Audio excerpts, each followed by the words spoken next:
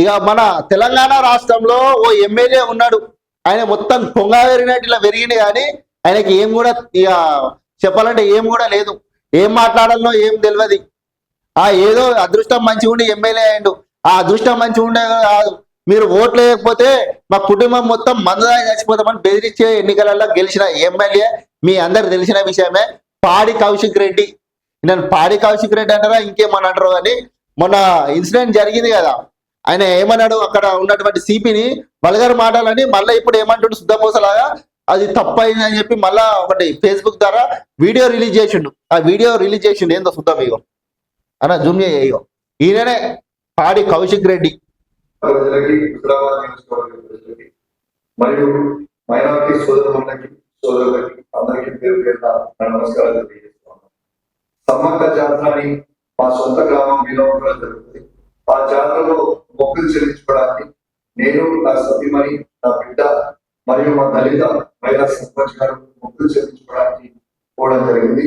వాటిపై మొక్కులు చెల్లించుకున్న సందర్భంలో రేవంత్ రెడ్డి గారి ఆదేశాలని ఈయన ఉన్న మా జిల్లాలో ఉన్న సిపి గారు మరియు హుజరాబాద్ లో ఉన్న ఏసీపీ గారు, జమ్మిగుంట రూరల్ సిఐ గారు ఏ విధంగా మమ్మల్ని అవమానపరిచారు, ఏ విధంగా గద్దెల మీద తీసుకుపోయారో మీ అందరికీ చూసి ఆ ఫ్రస్ట్రేషన్ లో నేను సిపి గారిని ఒక మాట అనడం జరిగింది. కానీ నేను ఏ కులాల్లో ఏ మతాల్లో హింసపరచడానికో నేను అట్లాంటి స్టేట్మెంట్ చేయలేదు. నా ఉద్దేశం అది కాదని మీ అందరిలో తెలియజేస్తా ఉన్నాను. ఇలా ఒక్కసారి ఆలోచన వచ్చి ఆ ఫ్రస్ట్రేషన్ లో ఈయనే మాట్లాడిండట. ఫ్రస్ట్రేషన్ లో ఈయన అన్నాడట, అయ్యా పాడి కౌశిక్ రెడ్డి గారు ఫ్రస్ట్రేషన్ లో కాదు, నీ నోట్లున్న మాటనే నువ్వు అన్నావు, ఫ్రస్ట్రేషన్ లో కాదు.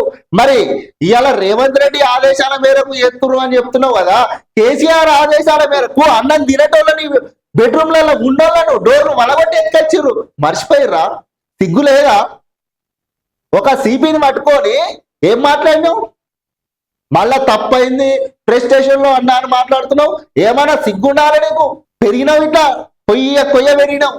ఏం లేదు అట్లా కొయ్య పెరగగానే అయిపోతుందా? రాజకీయం ఎట్లా చేయాలో తెలియదా? చిల్లర రాజకీయాలు చేస్తున్నావు మొత్తం. గతంలో గత ప్రభుత్వము ఏం చేసిందో తెలుసుకొని మాట్లాడు. అసలు బయట తిరగని ఇచ్చిర్రా ప్రతిపక్షాలను? మొత్తం అసలు గలీజ్ రాజకీయం చేస్తున్నావు.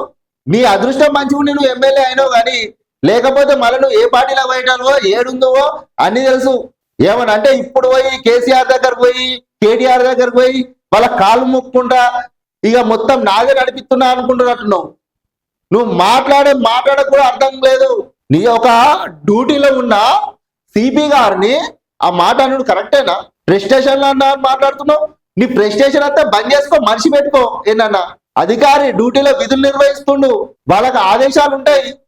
ఏపీ రాష్ట్రంలో ముఖ్యమంత్రి చేసిన చంద్రబాబు నాయుడు అసోంటోని ఎయిర్పోర్ట్ లో అరెస్ట్ చేస్తే ఆ సిపి గారు మాటలు అనలేక, సార్ మీరు కింద కూర్చున్నారు, మీరు మీద కూర్చోరు అని చెప్పి రిక్వెస్ట్ చేసి తీసుకుపోయారు. ఆయన ఒక్క మాట కూడా మాట్లాడలేడు. రాజకీయాలు చేస్తలేరు అందరూ రాష్ట్రాలలో. నువ్వు ఒక్కడే చేస్తున్నావా? నీకే ఉందా ప్రెస్టేషన్ ఉంటే మనిషి పెట్టుకో, అధికారుల మీద చూపెట్టకు. జరా బంద్ చేయి, ఇప్పటికైనా మారు. బ్లాక్ మెయిల్ చేసి రాజకీయాలు చేసుడు కాదు, బంద్ చేయి ఇప్పటికైనా.